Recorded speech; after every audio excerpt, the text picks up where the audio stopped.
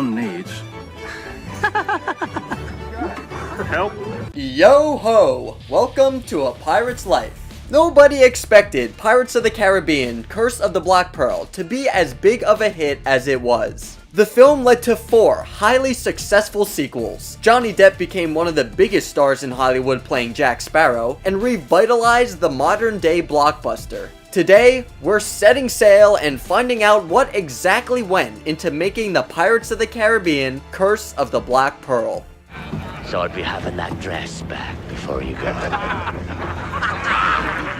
The scene which finds Keira Knightley's Elizabeth Swann walking the plank took 2 days to film. Knightley recalls being terrified, but when the crew told her they could use a stunt double for when her character jumps off the plank, she responded by saying, I was like, I've been standing up here for 2 days. Do you really think that I'm not going to jump off this thing? Among one of the many reasons why Johnny Depp was cast in the role of Captain Jack Sparrow was that the studio felt that he already had the vibe of a modern-day pirate. In order to retain a look that was still in touch with the film's setting, the makeup artist had to get creative when covering Depp's personal tattoos. So they used soot smears and costumes to cover several of his tattoos, and would proceed to add new pirate-themed ones. Depp did keep one of his pirate tattoos, which was Jack Sparrow's own name, which Depp kept to both honor the character as well as his son, who was born the year before the release of the film. The code is more what you'd call guidelines than actual rules. Welcome aboard the Black Pearl. Geoffrey Rush was so committed to mastering the art of sword fighting that the crew became sick of dealing with him. Depp was also committed to the craft, and developed Jack Sparrow's flamboyant fighting style, which was inspired by the famous Muhammad Ali. His method involved keeping his arms down and letting his opponent come to him. Bootstrap. Several contact lenses were made to help show off Mackenzie Crook's Ragetti's wooden eye, with a hard lens used to make his eye bulge even more. Lee Arnenberg's Pintel also had contact lenses that were used to make his eyes look extremely yellow. Geoffrey Rush had contact lenses that made his eye colors less bright and more dull, so he'd appear more sickly as Barbossa. Even Johnny Depp had contact lenses that doubled as sunglasses that would help him not squint during long days of filming in the sun. Hey, it's clean. It's not supposed to be clean. The Curse of the Black Pearl already had quite the elaborate wardrobe and prop department. The process of casting Jack Sparrow's fellow pirate and prisoner extras was definitely a unique process. The process involved bringing in around 600 bikers and out-of-work actors into a basement at Disney and giving them real weapons to work with. After people started getting hurt, they switched to rubber ones. On top of that, there were 900 wardrobe pieces in total. The clothes from the film initially arrived clean and put together. It wasn't actually until the costume design team had to work hard to make the clothes appear far dirtier than they originally were. The cave set is one of the largest sets built on a stage in Hollywood. One of the film's biggest and most extravagant sets is the treasure cave in the film's third act. This set alone took well over 5 months to build, with 100 craftsmen working to make the set look as good as possible. I almost have a dot to dot, see those dots right on the curve. Nearly 50 makeup artists worked on the film, often teaming with some of the hairstylists. The film's makeup process of grunging up each actor was also a different process that required the team to apply the makeup and prosthetics in layers, and was stippled on each cast member with a brush instead of a sponge. There were days on set where up to 30 or 40 hairdressers would work on the film's large ensemble of principal actors as well as the extras. The hairdressers would have to work on every single cast member, from the townsfolk to the British Guard to, of course, the pirates themselves. It was like an assembly line process, with all the cast having to take a seat that was open in either the makeup corner or the hairstylist corner. But that's a gamble of long odds, ain't it? There's never a guarantee of coming back. Obviously, a pirate really isn't a pirate without rotting teeth. The teeth were mainly just colors, which meant that the makeup crew never had to worry about touching up or continuously checking on the actor's teeth. I'd say the most difficult thing was just remembering all of the moves in terms of the sword fights. No pirate movie is complete without some badass sword fights. The cast of Curse of the Black Pearl needed to learn how to sword fight in order for the fight scenes to look as stylized and authentic as possible. The cast was taught by Hollywood legend Bob Anderson. The military fort that Knightley's swan faints off of in the film was an actual practical set that was built on location in Palos Verdes, California. Though, the shot that shows her fainting and making her impact into the ocean was shot in the Caribbean, where a majority of the filming took place. Well, thank you, Jack. You're welcome. Not you, we named the monkey Jack. The scene where Joffrey rushes Captain Barbossa reveals to Jack Sparrow that his pet monkey is also named Jack, with the monkey shooting a mawkish smile that was completely coincidental. The monkey's smile wasn't actually planned, but performed the action at just the right time to make for the memorable shot. The very first shot of the film that features a pirate ship coming out of the fog wasn't actually just one shot, like it appeared to be. In fact, the opening shot was really 5 shots stitched together to look like it was one take. On top of that, despite this being one of the very first scenes the crew shot, it wasn't finished until 2 days before the film had its world premiere at Disneyland. Captain Jack Sparrow, if you please. Well, I don't see your ship, Captain. While most of the film's ships were built from scratch, the HMS Interceptor wasn't. Instead, a real ship named Lady Washington was used for the boat. The crew had to repaint the entire ship, having to manually cut out ports for the cannons and even change the stern, among other things. In order to design the pirates' walking corpses, the crew used turkey jerky as an influence to design the rotting flesh. In order to make the zombie pirates distinguishable from each other, the designers decided to keep the actual eyes of each pirate extra. That is without doubt the worst pirate I have ever seen.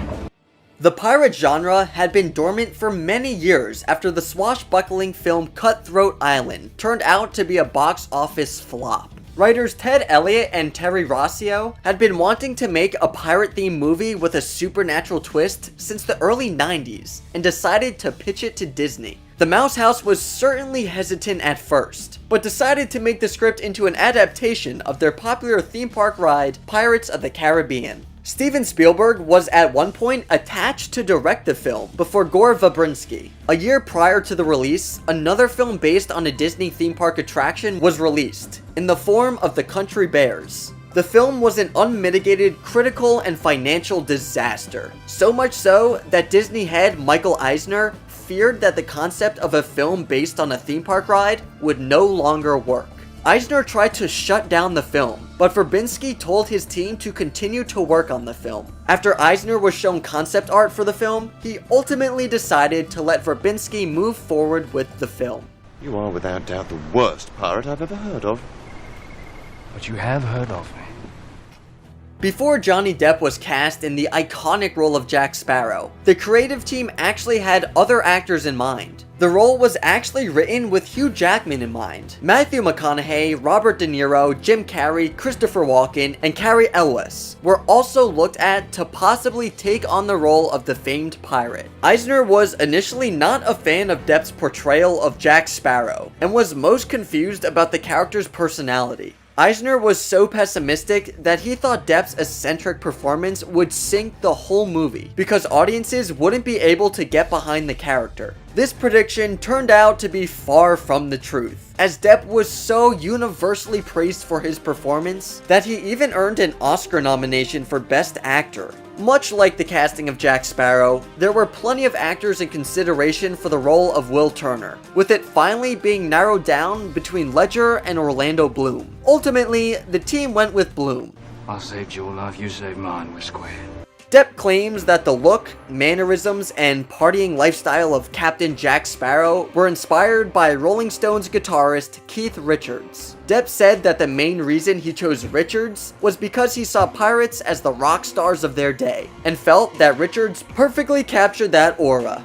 Keira Knightley was coming off the indie hit Bend It Like Beckham when she did the very first Pirates movie. In fact, she was only 17 years old at the time of filming, 9 years younger than her love interest Orlando Bloom. Because of her young age, Knightley's mother had to accompany her throughout the entire shoot. Knightley even packed light, fearing that she would be fired early into the shoot. And then got offered it, and here I am. And I kind of thought every single day that I was going to be fired. Much of the film was shot on location in the Caribbean, which led to the cast and crew making their way to set each day by boat. After one night of shooting on one of the main islands, a boat that was carrying Keira Knightley and her mother hit a reef and sank. While no one on board was injured, the mother and daughter were stuck waiting for several hours before they were eventually rescued. From then on, night shoots were instead filmed indoors in a studio. Given the fact that I'm, playing a man who has a beard that can play the organ. Pulling off the iconic monstrosity that is Davy Jones required an equally unique approach to the visual effects. Industrial Light and Magic's John Knoll and his crew invented an entirely new process for doing motion capture, which allowed actor Bill Nighy to perform the role on set with the rest of the cast, instead of by himself on an empty blue screen soundstage. Knoll and his team were then able to build Davy Jones and his tentacles completely off of Nighy's spectacular performance, with all his little quirks included. And yet not so fortunate as to find land. The terrifying Kraken wasn't initially very scary for the actors on the set, probably because director Gore Verbinski was standing in for it. He's like, be afraid, I'm a tentacle, and you go, ah! But eventually, the legendary sea monster was brought to life through a mix of both practical and visual effects. In the scene where the Kraken crushes the ship, the crew used a combination of explosives and 2 huge pipes filled with 30,000 pounds of cement to pull off the actual crushing, and afterward replace them with the CG tentacles in the final cut. And I don't think it's Kraken anyways. Always heard it said Kraken. Making a movie in the Caribbean is a bit tougher than you might think. The entire crew had to get all their shots in order to travel to the tropical film location. I hate shots. I really do. I don't like needles. The production filmed in St. Vincent, the Exumas, the Grand Bahamas, and the tiny island of Dominica, where they dealt with torrential downpours and extreme heat and humidity. They also happened to be shooting during one of the biggest hurricane seasons on record. Choppy waters forced them to shut down countless times, and at one point, the entire production had to evacuate in order to avoid Hurricane Wilma. I can't help it if your standards are lax. You smell funny. Jack. A lot goes into the look of a character as interesting as Jack Sparrow. Jack's gold teeth were bonded onto Johnny Depp's real ones by a dentist before filming began. However, some of the gold teeth in the back are actually real replacements. A couple of these are mine.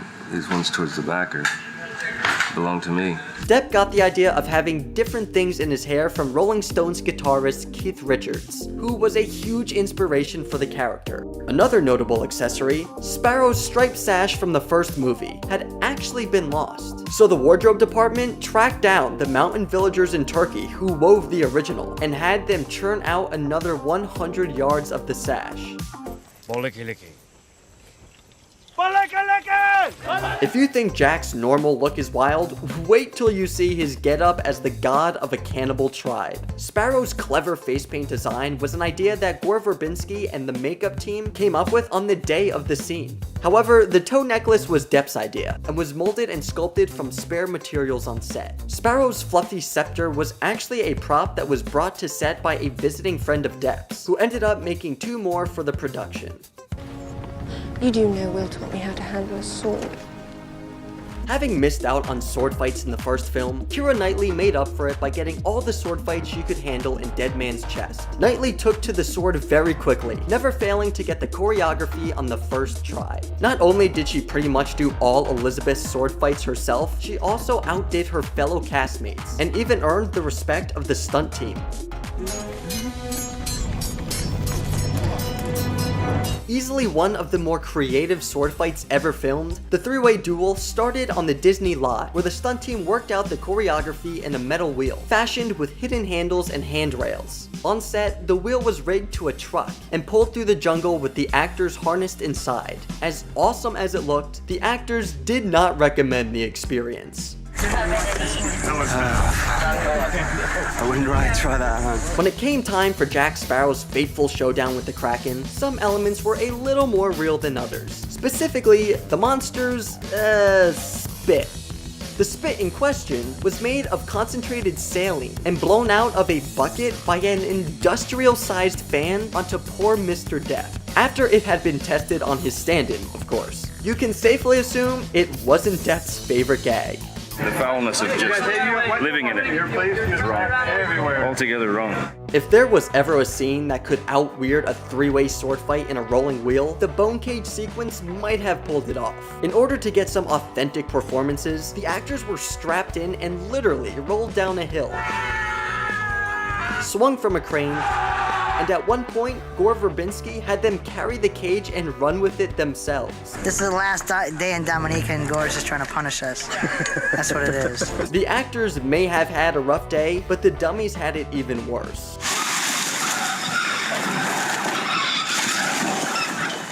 When it comes to filming locations for pirates, the more obscure, the better. Verbinski and cinematographer Dariusz Wolski found Tita Gorge while looking through a Dominica tourist brochure and thought it would be the perfect spot to end the bone cage chase. Actors and crew filmed while in freezing cold water that was several feet deep, and they had to literally swim to location, including the 67-year-old actor who played Cotton, David Bailey. The pirate life isn't easy, huh?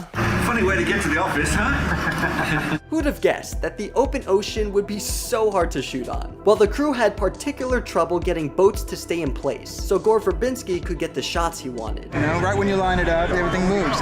We're going to the fishing boat. Constantly in flux. With 4 background boats and numerous floating light rigs to keep in place in moving water, it was a big challenge to get everything in frame. One shoot night went 17 hours without getting a single take. This again went to another level of filmmaking. For the filming of the sword fight on a tiny little sandbar in the middle of the ocean, all the crew and equipment still needed to be nearby. That meant putting the entire production on a barge, with a 20-minute boat ride to and from set. It was no cakewalk for the actors either. The sand there was super wet thanks to the tide, making it very difficult to run and fight across the beach for take after take after take.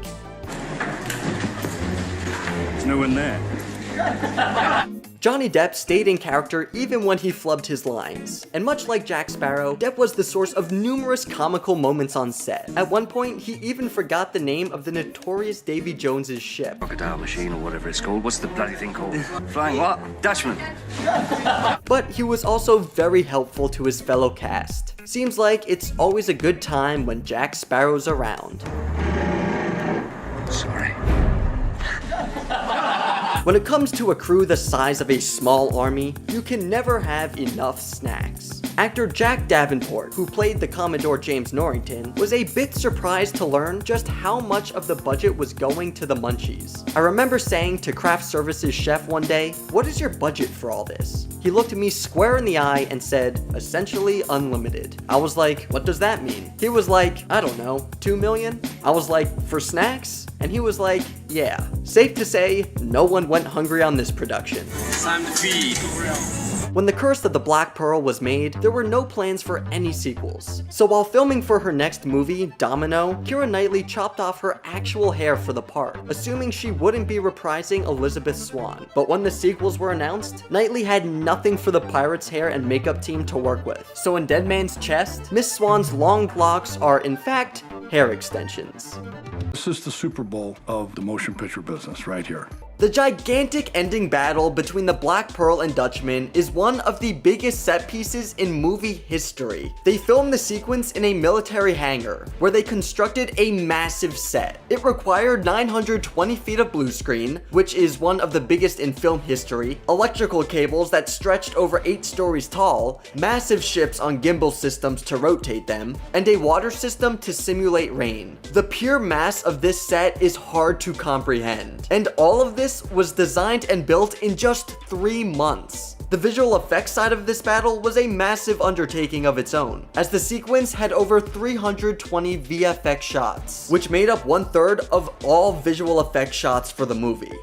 It required a massive amount of computing time. I mean, it was just mind-blowing. The entirety of the climactic fight between the Black Pearl and Dutchman takes place in the rain, which meant the actors were constantly getting soaked. Have you noticed? On top of everything, it's raining! That's a bad sign. The set had a massive rain system that dumped water at 50,000 gallons a minute. Captain Barbossa actor Jeffrey Rush said when his costume got wet, he weighed 45 pounds more. The last 10 weeks shooting of the movie, they had nothing left to shoot that wasn't in torrential rain. For 10 weeks. Orlando Bloom stated that there were some days of shooting where they would be wet the entire day. It doesn't look too comfortable behind the scenes, but it looks fantastic on screen. How wet can a man be? Speaking of being soaked, apparently that's just par for the course when you work on a movie about sailing the high seas. For the sequence when the Black Pearl is flipped over, the actors actually filmed that scene underwater. They would all synchronize a breath hold, and then go under and hold onto a rail for as long as they could until they needed air. They even filmed Rigetti and Pintel tied to the mast underwater, which was a little nerve-wracking for the actors. Not to worry though, they had tons of water safety experts on set, just in case of an emergency. It doesn't really feel like a good idea to tie people up to a mast underwater.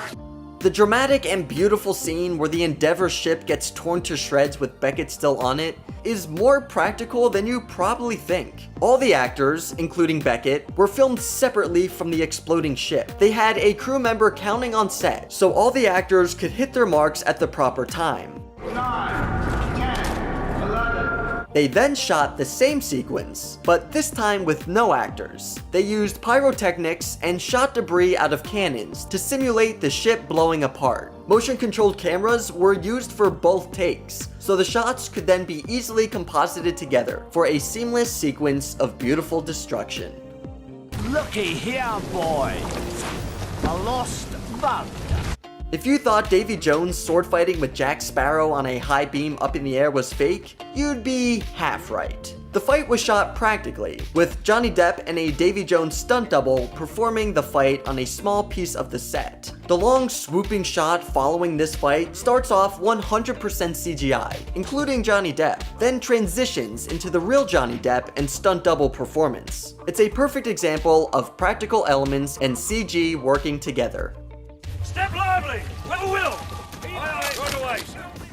How do you create a scene with multiple Jack Sparrows? You have Johnny Depp do the same scene over and over and over as different versions of himself. Depp had to rehearse the scene character by character, applying small nuances to each version. It was a great challenge, you know. He and director Gore Verbinski came up with the individual quirks of each Jack variation. They used a motion-controlled camera for each take, repeating the sequence for as many Jacks were in the shot. They then overlaid the takes in camera to give Depp and the crew an idea of what it would look like. When you see it's working, that juices you up, you know. In another multi-Jack sequence, we see mini Jack Sparrows on Johnny Depp's shoulders, interacting with his hair. For this, they built giant dreadlocks that Johnny Depp did the scene with. They had one dread that was suspended in the air, with Depp hanging onto it. We love that they decided to do this practically, as the visual of Johnny Depp standing in giant dreads is worth it alone. I wash my hands of this weirdness. How do they make the ships in the movie look so real? Simple. They build them for real. Well, simpler said than done. Davy Jones's ship, the Dutchman, was completely built from scratch and was a real sailboat with no motors. It was inspired by late 17th century design and, fittingly, based on a Dutch flute design. The design team used a urethane casting, a rubber-like substance, to give the wood an aged look. On top of this, all the sculptures on the ship were created by hand by their team of artists. There's so many man-hours involved in this. A combination of live-action ships, CGI, and miniatures were used to bring all the ships you see on screen to life. The scene where the Black Pearl and Dutchman surround the Endeavour is a perfect example of this technique. The Black Pearl was a real full-size ship with some digital enhancements. 2 regular boats filled in for the other ships, and the wide shot of the Endeavour exploding was a miniature being blown up. ILM VFX supervisor John Knoll stated the importance of capturing a sequence in camera first. My goal is to always start from some live action, so we've got some grounding in reality that we can build from. The vast nothingness of Davy Jones's locker is actually a real-life location. They shot the scene at the Bonneville Salt Flats of Utah. The director loved the look of it and the vastness of the landscape. It rained a couple days before shooting, which almost ruined everything, but luckily it dried up enough to film. The full-size Black Pearl wasn't there, and was instead Johnny Depp interacting with small parts of the ship. One scene they shot here included a blooper of Johnny Depp hitting the ground pretty hard. Our intentions are strictly honorable. The opening sequence of the film sees Captain Barbossa and Elizabeth Swann visiting Captain Fang's dwelling to ask for assistance. When things go south, our main characters have swords thrown to them through the floorboards. Jeffrey Rush and Keira Knightley had difficulties catching said swords. The actors throwing them had some troubles as well. After a handful of mistakes, they finally got a clean take. Did you know that when this movie was made in 2007, it was the most expensive movie ever made, costing $300 million? Even more shocking, 14 years later, it is still one of the most expensive films ever made, only coming in behind Avengers Infinity War, Endgame, Age of Ultron, and fittingly, one of its sequels on Stranger Tides. After everything we've learned though, we understand why it costs so much. So we just call it square then? Another delightfully practical set piece came when the crew rocks the Black Pearl to capsize the ship. The actors filmed the scene on a rotating ship deck. They actually ran against the tipping of the boat, catching and holding onto the railing. For the wide shots of the boat actually flipping over, a 24-foot long miniature was used. I call on Captain Teague, keeper of the code. Jack Sparrow's character and look was influenced by rock legend Keith Richards, who appears in At World's End as Jack's father. Costume designer Penny Rose wanted his character's costume to be more elaborate and aristocratic than Jack Sparrow's more rough and weathered outfit. They had trouble getting enough materials to make multiples of the costume, but eventually were able to secure the necessary supplies and give the character a unique style. It's not just about living forever, Jackie. Calypso turning into hundreds of crabs is obviously a CGI effect, but would you have guessed that they actually filmed practical elements of this scene for the VFX team to work with? The crew used blue clay balls to fill in for the crabs, and dropped 3 large nets filled with them onto the deck of the Black Pearl. It only took about 5 seconds for all the balls to drop, but we're sure the cleanup took much longer. Working with some of the greatest actors in the world is terribly exciting. Director Rob Marshall preferred shooting on location as much as possible, and this decision almost cost him his life. While shooting in the jungles of Hawaii, Marshall got a real taste of the mercilessness of the wild. Mid-conversation with Johnny Depp and Penelope Cruz, he slipped while standing on a cliff. Thanks to his quick reflexes, he managed to grab a vine just before taking a dive. This didn't deter him though, as he believes you are having an adventure while you are making one. The team agreed it was better to recreate the set in studio, not just because of this, but because of the dangers presented by the surf. Actress Penelope Cruz was pregnant during the filming. There she was, fencing and fighting and amazing, and pregnancy. She had 2 months of training leading up to filming, but ultimately couldn't do everything. She had to make choices for the safety of her and her future child, and so her sister Monica was brought in to be her double for some of the scenes. Monica is an actress and dancer in Spain and is very good with swords, a perfect choice to fill in for some of the fight scenes, but also to hide that baby bump. And then I did a lot of it, but I always safe, nothing dangerous. One of the many reasons On Stranger Tides was so expensive to film comes down to the props that were designed for the movie. More than a dozen washed-up mermaids, each in different stages of decay, were created over the course of 7 weeks. One incredibly detailed mermaid was cast out of silicone to give it a whale blubbery texture for when Barbossa kicks it. Mermaid, give up this madness now. It's kind of a tragedy how much of it is covered with sand in the film, because the detail in the design is absolutely incredible. Did everyone see that? Because I will not be doing it again. Pirates of the Caribbean On Stranger Tides is the most expensive movie ever made, holding the record even 10 years later. With a budget of roughly $379 million, it came in at well over $400 million. That makes it more expensive than the Avengers films and Avatar. Johnny Depp is one of the reasons for the expensive budget. He made a whopping $55 million for the film and admits he was overpaid. Too much. But says he's keeping the money because it isn't for him, it's for his kids. Movies filmed at sea are often the most expensive, which is why all of the Pirates of the Caribbean movies cost so much. We had beautiful actresses playing the mermaids. Mermaids were a huge part of On Stranger Tides, and director Rob Marshall was very specific about how he wanted them to look. While Disney gave the team the go-ahead to make them look super scary, Marshall decided to dial that back and still keep the beautiful qualities about the actresses. In an attempt to create never-before-seen mermaids, the team landed on a design that included jellyfish-like tendrils. A lot of references were used, from sea life to human skin. They even bought some fish at the fish market for their research. I'm Jack Sparrow, the one and only, and I am in London. This film is the first in the series to be shot entirely in 3D, a choice by director Rob Marshall, who says the crew felt like pioneers. We were taking 3D equipment into these remote locations, where you have the possibility of one of two cameras breaking, which they did, more than once. That's an entrance. Filming in 3D in temperamental environments like jungles, caves, waterfalls, ships, and cliffs can really add to the number of problems you run into. Marshall believes that to use 3D, you have to be telling a story in a world that people are going to want to enter, so he avoided green screens as much as possible. Putting actual ships in tiny bottles is the kind of ingenuity we've come to expect from the franchise. The team designed the ships to look like they did when they were first captured. Stormy CG water, special lighting, lightning, and more was added to make the bottle containing the Black Pearl look as if it had been captured in a storm. The team even went so far as to include a shot of Jack the monkey. We named the monkey Jack. While one of the shots was the real capuchin, other shots were just CG. Let's take everybody up, thank you. And pull! Filming a movie about pirates, you're going to run into a lot of mishaps with swords. Our favorite being between Kevin McNally and Johnny Depp. Sorry, my sword nearly went up Johnny's nose, which wouldn't be good.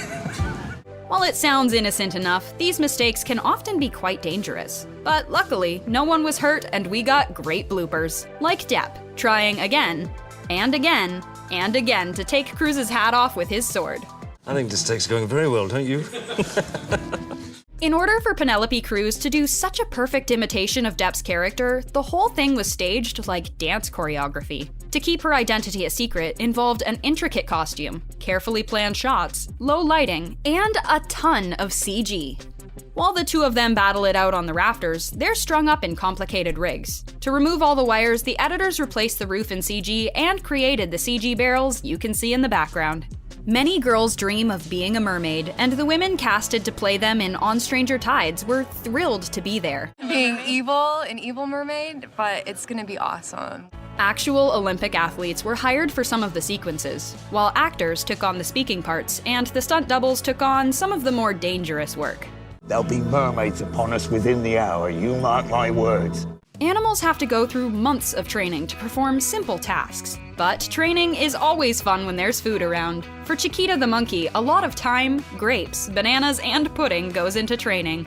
While the pig's goal was simple, to escape the clutches of Kevin McNally in a game of tug-of-war. Pigs, eh? Never work with them. Teaching an animal to escape sounds like a pretty backwards pet trick to us. It's 160 pounds of very low, good traction. The scene where Queen Anne's Revenge is chasing the mermaids is pretty much all done with CG. The ship, the fire, the water, and the mermaids are not real. That leaves us wondering, what is? Funny enough, Queen Anne's Revenge is the first ship in the series that's based on an actual pirate ship. So at least we know one thing is real. You can't have your cake and eat it too. Unless, of course, you're Captain Jack Sparrow. An incredibly complicated sequence is played out in the film when Jack goes after a cream puff that gets stuck to a chandelier. Unfortunately for Johnny Depp, it's just CG. The chandelier, however, was real and was controlled by giant pulleys and motors that had to support the weight of Depp. The sequence where Queen Anne's Revenge comes to life and fights back against the crew had incredibly intricate choreography in place. My favorite part of the day, hanging on a line for hours.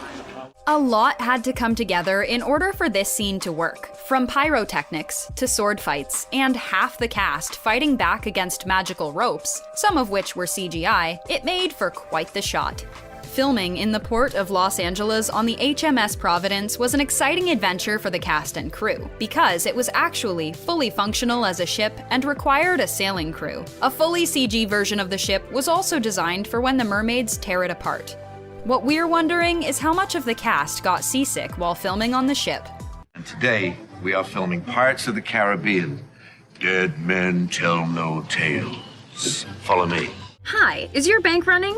Well, you better go catch it. 3, 2, 1, action! That was not part of the plan.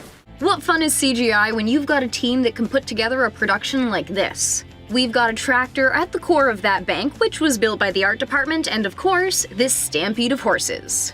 Oh yeah, that bank tractor driver? Couldn't see where he was going. Coordination within all the departments was key here.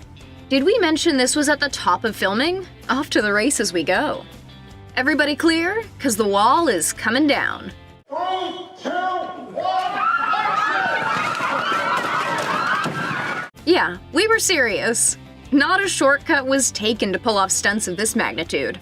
These sets managed to cause chaos in more ways than one, though. Help me. Help her, Lee. Step aside, baby shark. It's time for ghost sharks. How broken you can make something look and still keep it threatening. We've never really thought about it, but the Pirates team was hard at work building fully realized versions of the sharks, and then going in digitally to really ghostify them. We're talking broken jaws, flies, slime. The goal was for these sharks to look really menacing. Now, if we were to run into these in the wild, we'd definitely run the other way, so mission accomplished, team. Chuck! Hey Salazar, need some moisturizer? They looked like they'd been blown up. The idea of cracked earth quickly inspired Salazar and his crew's look, one that meant a whole lot of time was being spent in the makeup chair. This is all prosthetics. We're talking 3.5 hours every single time. It took me a little while to adjust to the time frame. Patience was key, though not everyone had the full treatment done. This is all done with stencils and transfers. There aren't enough hours in a day to do it all. How much of his head is missing exactly? And is he okay? They were bringing this idea of the face with a hole in it, which it was hard for me to imagine. While he did have incredible prosthetics, the Salazar actor still got the CGI treatment to make so much of his skull go bye-bye. It was either cracked earth makeup or blue for Javier, perfect for achieving that, let's call it a ghostly aesthetic. New director, new DOP, new cast members? And it's been a very rewarding one. Change can be tough, but bringing in new directors was welcomed with open arms. Directors are very young and very energetic. They move the camera a lot, they use a lot of drones. Bringing in a new perspective for the 5th film in the franchise turned out to be a pretty special experience. They managed to brilliantly keep within the pirate genre while bringing a bit of a different look to the screen. I felt it was like a surreal moment every day on this shoot. Is that dirt or makeup? Or both? Becoming Gibbs was a far from glamorous process. Tan, sunburn, And then muck, and rubbish. dirt. But it was definitely creative. Since he had to get a kind of grimy, dirty look, why waste fancy makeup when you can go with the best source of all? We get a little mud from the car park, and we rub it in like that, see? And even that could be too fancy at times. And we're rationing the mud from the car park this morning. Get me some more mud from the car park. Something looks different. But the same? He really isn't Gibbs without the signature mutton chops, which happened to have been grown by Kevin McNally himself for the first 4 movies, but for Dead Men Tell No Tales. Didn't have time to grow them this time. The best part about prosthetic mutton chops? They didn't have as much gray hair as McNally really does. Is gunk ever really convenient? The Salazar actor was initially told the gunk he was going to use would taste like chocolate, but the reality wasn't so sweet. Javier dove right in though. They were supposed to put it on the teeth. I said, give me that, so I drunk it. But then it all came pouring out of his mouth again. Disgust was a real strong vibe that day. Better watch out where you're going, or you'll land somewhere you shouldn't. That was not comfortable at all. It was early days in the filming process and one of this pair's first scenes together. And Kaya made a bit of a misstep. The director thought it would be funny to have her step on her co-star's crotch. But not for real, of course. Unfortunately, they missed the mark on this one. And I accidentally stood on your crotch. Yeah, I'm sorry about that. Yeah. And a final sprint to the finish line. It had been such a tough shoot and so long and everyone was so tired. No better way to wrap up than shooting with high stakes. We had a scene where we could only do it once. This scene turned out to be one of the best ways to finish the experience, in a setting that was more like a family vacation than a movie set. It's a good thing everything went off without a hitch, since that beach couldn't be reset so easily after the cast ran through. We're running towards the finish line. They didn't have to be in the sea to be underwater. We have a sequence under the sea. Yes, in around 2 or 3 months, the crew built this incredible environment on dry land. We were tasked with the job of trying to create an underwater environment. Every single detail we see was built from scratch, from the coral to the creatures to the sea floor. A lot of coral, a lot of texture, and very, very wet. Having such a detailed and rich environment made it very easy for the actors to feel like they really were underwater. Are we underwater, or is it just special effects? 2 weeks of that, you get a little cuckoo, but it looks good in the movie. Yeah, no kidding.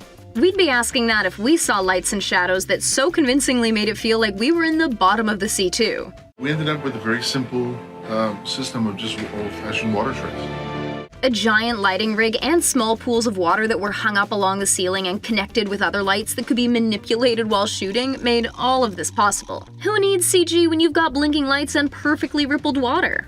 Number 14. Land Ho. Not just yet though, there is some pirate business to take care of. Of course, there were many days on set spent in the water, both on huge rigs and smaller dinghies, many of which were made just for the movie, by the way. Once you get into the pirates world, anything can happen. The view is bliss, but getting changed out at sea is hardly comfortable. A price worth paying though for a movie like this. Sometimes it's easy as walking. It looks epic to film, but take after take of continuously being wet in mocap suits no less, well, it doesn't make for the easiest day on set. Walking in this case, not so chill, but of course, the Pirates team makes it work. Surprisingly, there were no yellow submarines on set. Enough said. He's one of the greatest musicians, songwriters, performers. Paul McCartney happens to be a close pal of Johnny Depp's and came on board as a favor, even though he was surprised to be asked at all. So what, mate? Pirate? By the looks of Depp's delighted face, McCartney delivered.